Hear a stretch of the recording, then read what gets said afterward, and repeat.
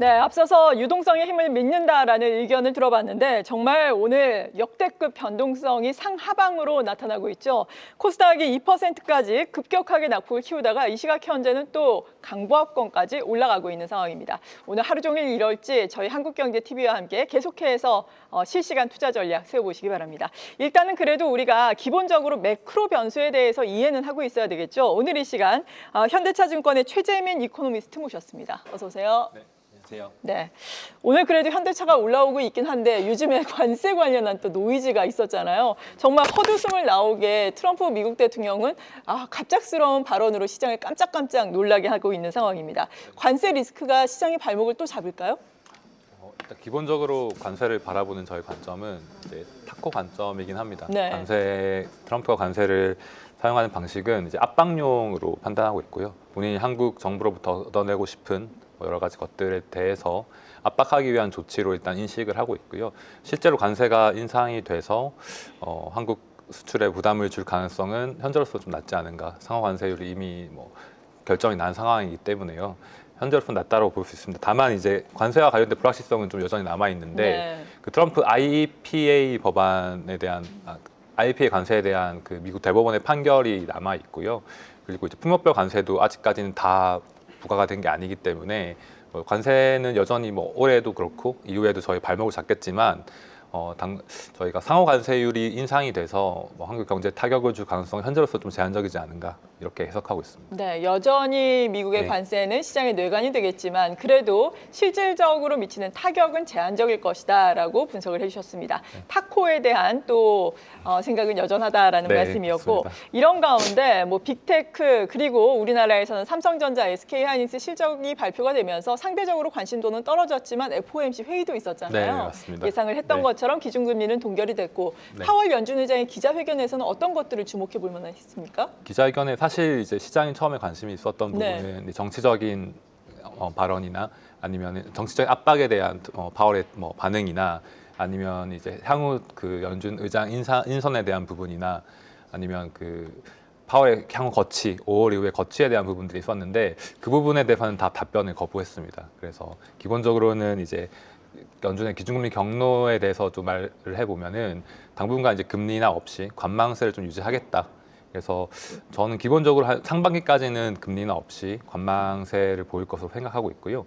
그리고 경기에 대한 평가는 좀 좋아졌습니다. 경기는 더 전망이 좋아졌다고 평가했고 고용에 대한 하방 리스크가 사실 작년에 이제 3번 연속 인하를 했던 이제 이유였는데 그 부분도 좀 완화가 됐다고 평가를 해서 경기나 고용에 대한 평가는 살짝 매파적인 톤이 좀 있었고요. 다만 이제 금리나 기조를 이어간다라는 부분에서는 크게 달라진 부분은 없다. 그래서 특별한 건 없었다라고 볼 수 있을 것 같습니다.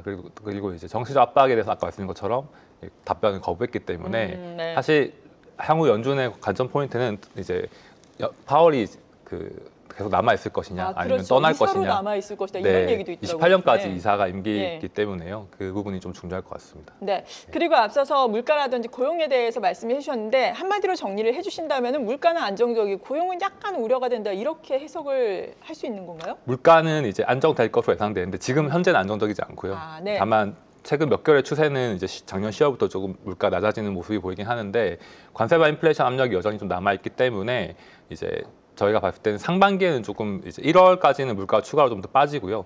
2월, 3월, 4월까지는 물가가 좀 올라왔다가 하반기로 넘어가면서 다시 물가가 안정되는 추세를 보일 것으로 생각하고 있습니다. 그래서 연준 입장에서 지금 물가가 안정됐다 해서 이제 금리 인하할 수는 없는 상황이고요. 네. 다만 고용 리스크는 아까 말씀드린 것처럼 작년에 좀 고용에 대한 우려가 있었는데 최근에 보면 실업률 중심으로 고용 지표가 되게 안정적이거든요. 그래서 실업률이 튈 가능성이 좀 제한적이기 때문에 연준 입장에서 고용 하방 리스크는 완화가 됐다라고 평가를 하고 있는 상황입니다. 네.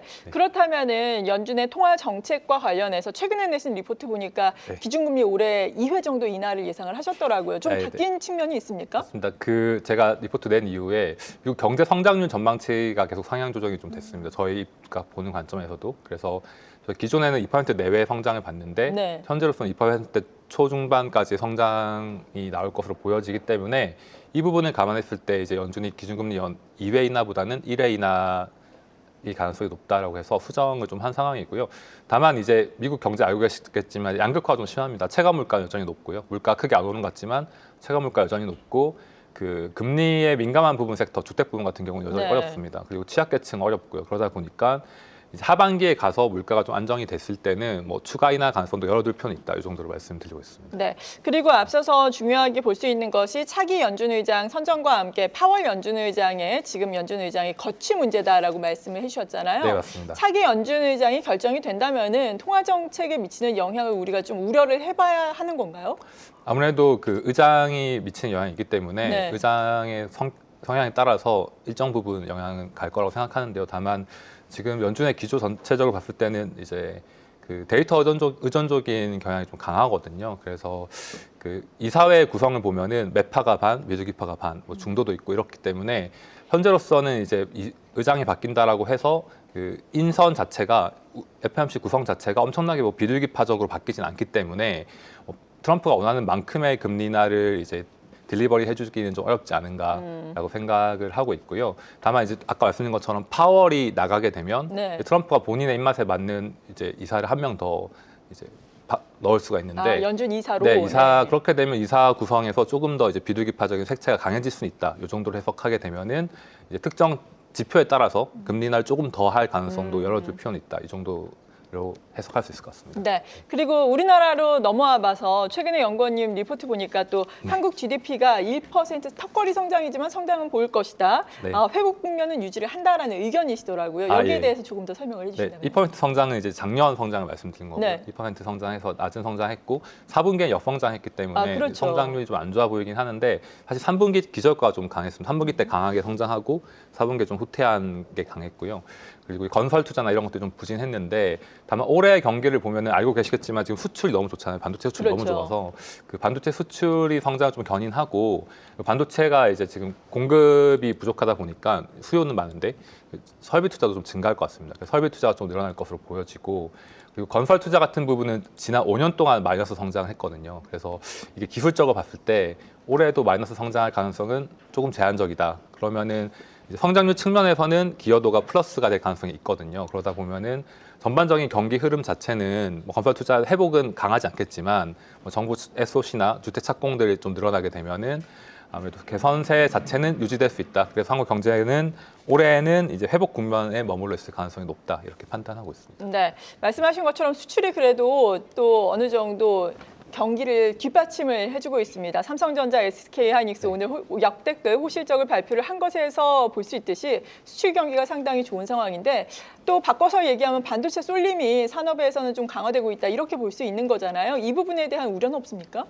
우려는 있습니다. 당연히 네. 있는데 사실 저희가 뭐 글로벌 경제의 트렌드나 뭐 산업 발전 이런 것들 볼 때 일단은 잘하는 섹터에서 더 잘할 수밖에 없는 상황인 것 같아요. 양극화가 심해지는 상황인데 저희도 그거에 맞춰서 이제 갈 수밖에 없고 정부 입장에서도 골고루 발전시키면 좋지만 일단은 잘하는 이제 반도체부터 더 잘해서 성장을 가져올 수밖에 없는 상황이 좀 된 것 같습니다. 경쟁도 심하고요. 그러다 보니까 이제 추후에 뭐 양극화에 대한 해소 부분은 아무래도 정부 정책으로 좀 해야 될 부분이 아닌가라고 생각하고 일단은 저희는 양극화가 된다 하더라도 이제 성장이 가능한 섹터부터 더 성장하는 전략을 택할 수밖에 없는 환경에 있지 않은가 이렇게 판단하고 있습니다. 네. 그리고 한국은행의 선택을 보자면은 기준금리 동결 기조가 좀 이어갈 것으로 평가를 하셨네요. 네, 맞습니다. 한국은행은 움직이기 쉽지 않은 상황에 좀 놓여 있고요. 경기는 개선이 되는데 또 내수는 좀 안 좋잖아요. 그래서 사실 금리 인하를 해주면 좋겠죠. 왜냐하면 저희 소비 여력이 부족하기 때문에 가계부채가 많아서 해주면 좋지만 금리 인하를 했을 경우에 이제 환율이나 집값에 대한 우려가 여전히 남아 있기 때문에 금리 인하하기 쉽지 않은 환경이고요. 그렇다고 뭐 금리 인상을 생각할 만한 환경은 아니지만 지금 집값도 상승세가 좀 여전히 지속되고 있고 환율도 최근에 좀 낮아지긴 했지만 변동성이 높고요. 작년에 연평균 환율이 1,420원 정도였거든요. 그래서 올해도 그 정도 수준이가 좀 더 높다라고 했을 때 물가 상방 리스크가 아직 좀 남아 있습니다. 그리고 최근에 유가도 빠지는 흐름이었다가 좀 다시 올라오고 있잖아요. 그러다 보니까 한국은행은 동결 기조를 올해 내내 가져갈 가능성에 좀 더 무게를 싣고 있다. 이 정도로 해석하고 있습니다. 네, 이런 가운데 사실 한국은행의 선택에 영향을 미치는 것도 또 환율이 되잖아요. 맞습니다. 환율을 조금 더 짚어본다면은 최근에 달러화 가치가 4개월 내 최저치까지 내려오고 있는 상황입니다. 네. 그리고 일본에 대해서는 지난주였나요? 이 구두 개입성 발언을 미국에서 또 하기도 네. 했었는데 네네. 이와 관련해서 우리가 뭐 엔캐리 트레이드라든지 외환 시장에 주요하게 볼 수 있는 변수들은 어떻게 변화하고 있습니까? NK 트레이드는 항상 이제 우려는 되는 부분인데 이제 이게 달러 약세가 급격하게 진행되지 않는다라고 하면은 이제 트레이드 청산이 나오진 않거든요. 이게 점진적인 달러 약세, 엔화 강세는 문제가 안 되는데 급격할 경우에 좀 문제가 되는 경우 있는데 오늘 베센트의 발언처럼 사실 뭐 미국이 엄청난 달러 약세를 좀 유도하는 그런 상황도 아니기 때문에 정상적인 수준에서의 뭐 그 국가의 성장률이나 금리차에 의한 움직임이라고 했을 때는 NK 트레이드 청산 우려는 아직은 조금 제한적이지 않은가라고 판단해 볼 수 있을 것 같고요.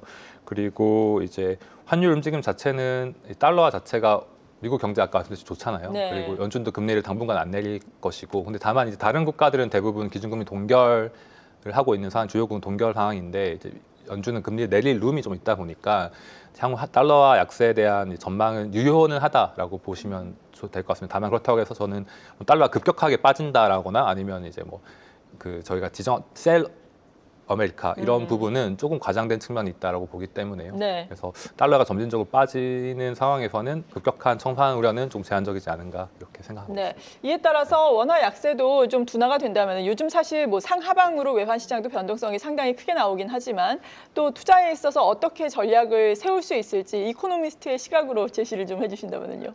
일단은 지금 자산 가격이 워낙 다 높기 때문에 일단 관망하기에는 조금 이제 포모가 올 수밖에 없는 상황인 그렇죠. 것 예. 같습니다. 그렇다고 해서 저희가 이제 투자하시는 건 좋은데 레버리지 투자를 하게 되면 사실 변동성이 높잖아요. 네. 이게 시장이라는 게 일방향으로만 가지는 않기 때문에 이제 반대쪽 충격이 왔을 때 만약에 레버리지 투자라고 하시면은 사실 견디기 어렵기 때문에 어느 정도 감내할 수 있는 수준에서 투자하시는 게 좋다라고 생각하고, 다만 이제 글로벌리하게 지금 자산 가격, 상품 가격 이런 것들이 다 오르고 있는 상황이다 보니까 내가 가지고 있는 현금의 이제 구매력 하락 이런 것들 고려해서 투자는 조금 열심히 할 필요가 있지 않은가 이렇게 생각하고 있습니다. 네, 잘 알겠습니다. 오늘 이렇게 매크로 변수 중점적으로 알아보면서 투자 전략도 들어봤습니다. 현대차증권의 최재민 연구위원이었습니다. 고맙습니다. 네, 감사합니다. 한국경제TV는 도약하는 한국 증시와 투자자 여러분을 응원합니다.